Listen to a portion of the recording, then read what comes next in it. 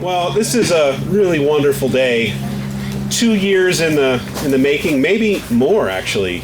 Dan, when did this start? 4 years ago? 3.5. 3.5 years ago. Yeah. So, 3.5 years in the making. And on behalf of the Brinshaw team, Whitney Weller and Carly Brimla and Maya Solomon, we will all welcome you and thank you all for being here on a really eventful day. This is a terrific project. It'll be 200 units of affordable housing that'll serve populations that range from people that are at 30% of the area median up to 80% of the area median, basically market, and families. There'll be common space here. There's eco-friendly construction. We'll be prepared to put solar panels in. There'll be 2 large areas for recreation. There'll be a community garden. There'll be some retail and a gorgeous architecture by our architects, KTGY. So we are really excited. I mean, as you all can see, this neighborhood is burgeoning with new development, and will be nothing, maybe even by the time we're done building this, the neighborhood may not look anything like it is now, but it's important to make sure that we have created an environment where people that live in the community can stay in the community. And they can stay in the community in a place that is safe, beautiful, and fun to live in. Being next to the rapid transit stop is a great asset for this development. So people in the community can come here. There's lots of employment in the community. They can live, they can work, and I think it'll be a wonderful asset. And I hope it'll be non-eventful building this project. I will tell you, I'm going to ask Mayor Mendenhall to come up here and speak, but I do want to tell you that your staff is tremendous. Yes.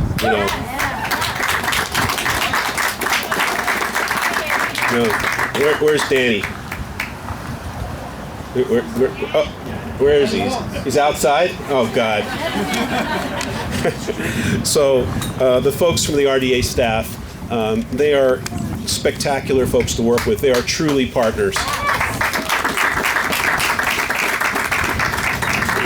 We work all over the country, and the big difference for us here was that we treated each other like partners, and we shared information, and we shared good and bad information, and we came up with solutions. And that's not common.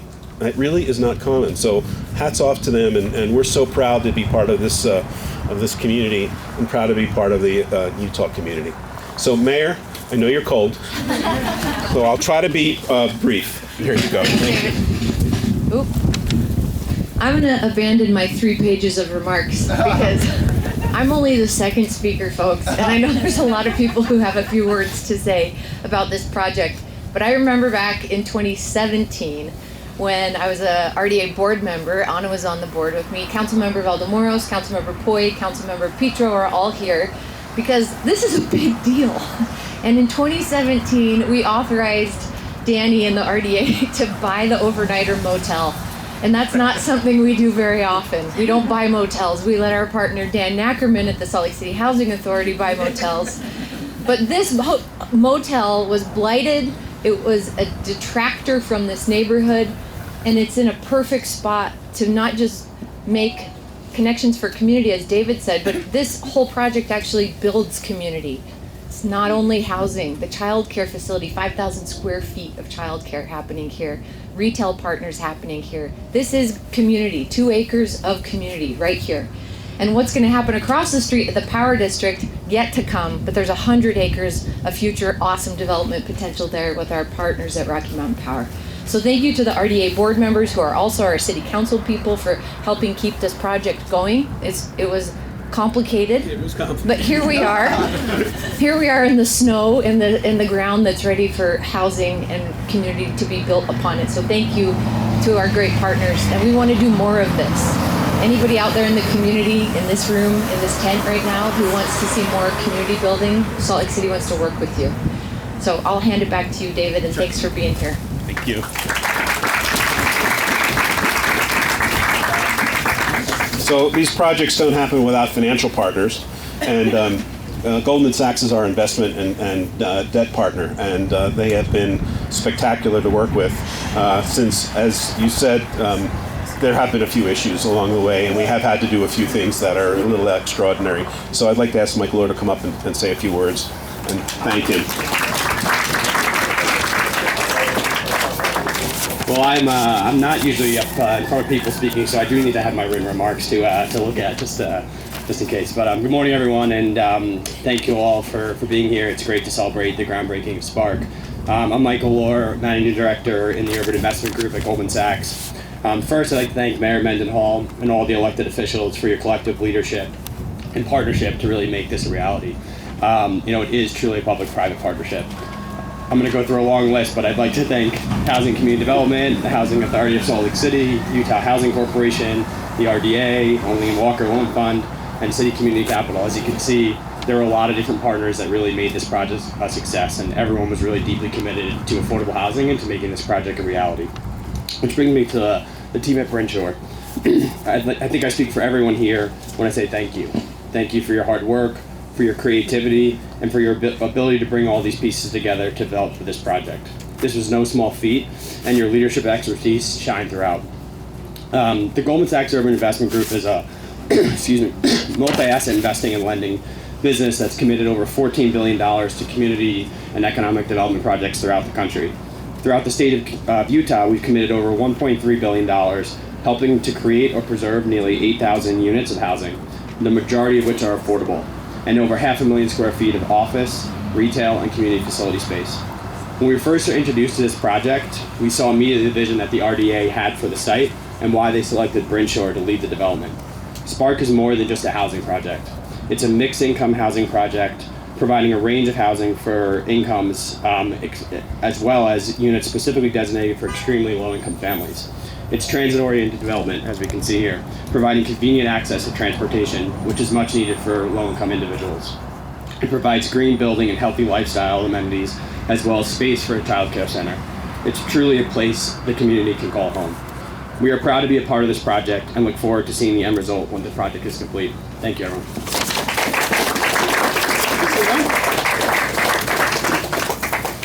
So you see the designs, most of you have seen it, but I challenged Rocky Mountain Power to build something that's going to be this beautiful. So we'll see. And our KTGY partners, we have a bunch of people from KTGY here, who's our architects. Oliver is the lead designer. You did a beautiful job, thank you. Our lender is from Citicorp. Brian, where are you there, baby? Right here. Brian Barker is going to come up and just say a couple words. He told me he's going to make 12 words. Is that what you said? 20 words. No, good morning, and thank you to the Brinshore team for hosting this tremendous event. This is truly one of the favorite parts of my job, because we all work in various areas, and coming out and seeing the hard work, and in about 2 years, we'll see lots of buildings, right? Maybe quicker. There are so many negative data points about how government can work with private groups. I just don't agree with it, and I think this is a wonderful example of public-private partnerships working. We work throughout the country, and we've enjoyed working in Utah, for going on 20 years now. And I really hope that what you guys have here in Utah, we can emulate in other parts of the country, because this type of partnership does not exist throughout the rest of the country. And thank you, David, and the Brinshore team for this opportunity.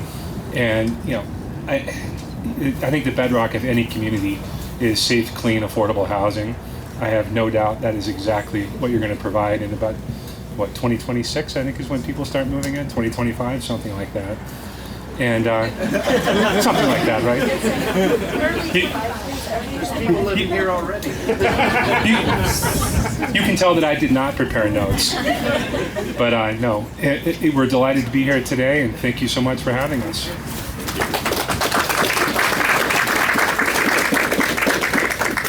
Well, Isaac, are we going to be done earlier?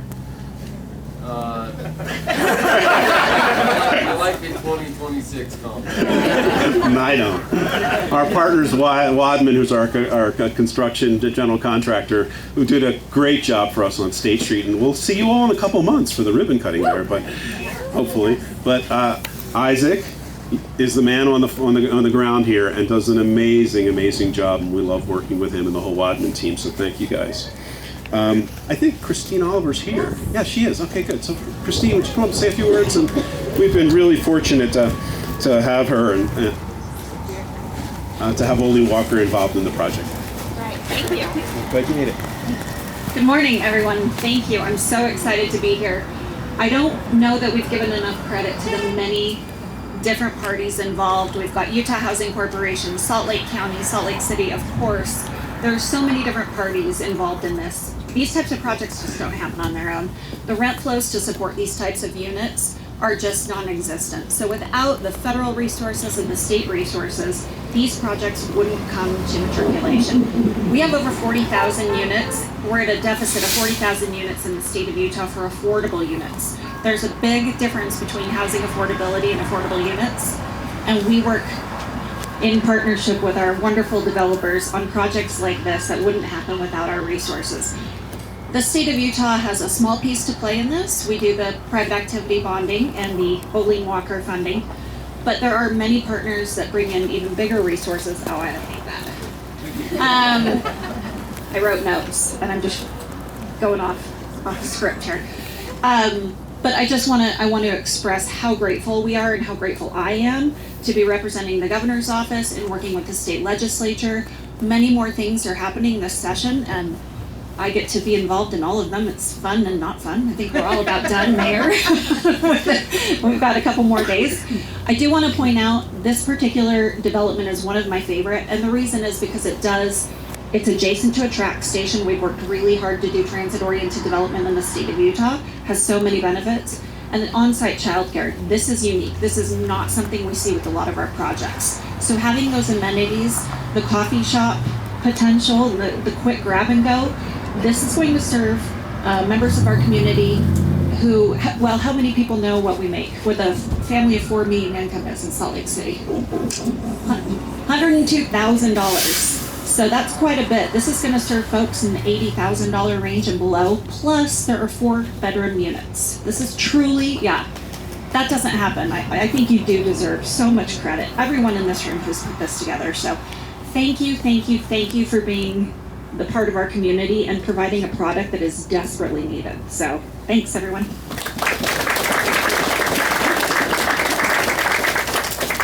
It's our pleasure to be part of the community. Speaking of being part of the community, we have a really close partner who we've worked with now on 2 projects, and Dan Ackerman's going to say a couple words. He's the executive director of the Housing Authority of Salt Lake City. Make sure I get that right. And couldn't have been any more helpful and easy to work with. So Dan, you want to come up and say a couple of words? Thank you, David. The Housing Authority really was part of the early stages of this project. In fact, we bought the motel that was here. I love history. This city used to have a lot of motels and was sort of a place to stop by and visit by car, very automobile oriented. So there were all kinds of motor hotels. Over the years, that motel known as the Overniter, and when we were buying it, we actually couldn't find anyone that actually spent the whole night there. It had become notorious, which is really a good word for it. It was a god-awful place. And we tied it up. We started to assemble the financing. And the city and the RDA started to back the project. And the project was almost handed over to another developer without a process. But there was some integrity in some of the council members, like there is now, and one of those council members was our mayor, who said this needs to go out on the street with an RFP under a competitive process, along with a couple other council members. Charlie Luke comes to mind, and Stan, I forgot his last name already. Yeah. But anyway, we put out an RFP in order to have a development partner. We did a nationwide search for a developer partner. We like to think we brought Bryn Shore in selecting them to Utah, but then we found out David loves to ski and was already building a house in Park City. So it really is quite a feat to assemble a project like this. It did take a few years. There's other exciting things happening in the neighborhood. As an example, the state issued $150 million last year to make the Fairplex Park more, all year instead of just once a year. But we're very proud to be a part of this. We also help to finance it through some other methods. So congratulations to Brinshore, congratulations to Danny Walsh and the mayor and the city staff who really used creativity and tenacity in putting this together.